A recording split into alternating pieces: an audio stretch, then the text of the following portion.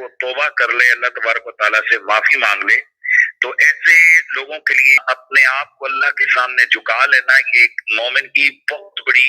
شان ہوتی ہے۔ تو اب میری اور آپ کی کوئی حیثیت وہاں نہیں ہے کہ ہم اس توبہ یا اس معافی کو قبول نہ کریں۔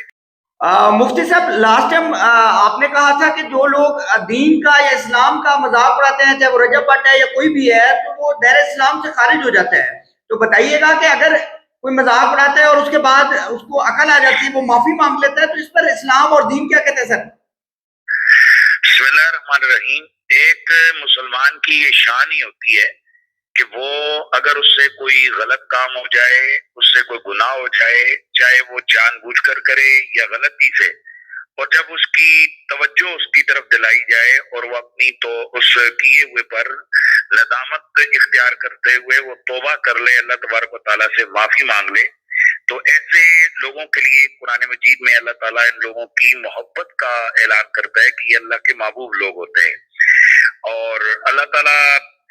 سورہ آل عمران میں فرماتے ہیں والذین اذا فعلوا فاحشۃ او ظلموا انفسهم ذکروا اللہ فاستغفروا ذنوبهم ومن یغفر الذنوب الا اللہ، کہ یہ لوگ جب اپنے آپ پر ظلم کر بیٹھتے ہیں، کوئی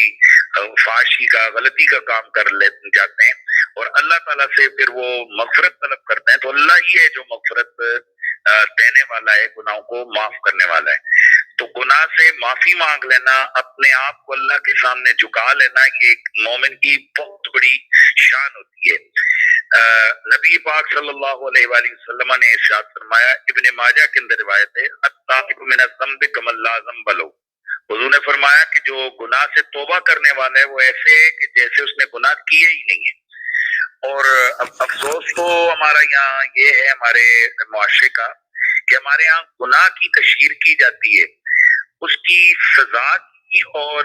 یا اس پہ اگر بعد میں کوئی بندہ رجوع کر لے، توبہ کر لے، معافی مانگ لے، اس کی تشہیر نہیں ہوتی۔ تو چونکہ جو چیز سوشل میڈیا کے اوپر ایک دفعہ کوئی غلط چیز آ جائے، پھر وہ سالہ سال تک وہ شیئر ہوتی رہتی ہے، اس کو بندے کو ٹرول کیا جاتا رہتا ہے،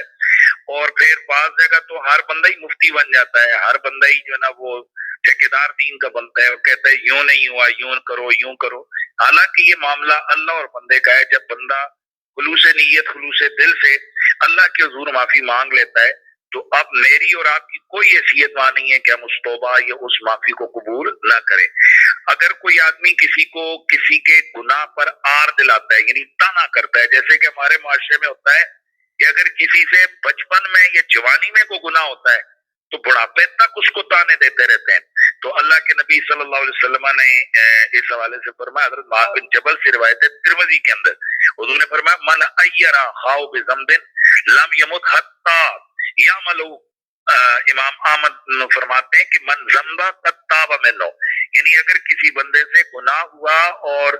اس نے اس سے توبہ کر لی،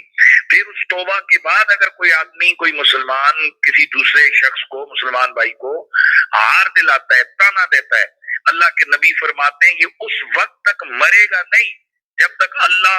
اسے بھی اس گناہ میں مبتلا نہ کر دے۔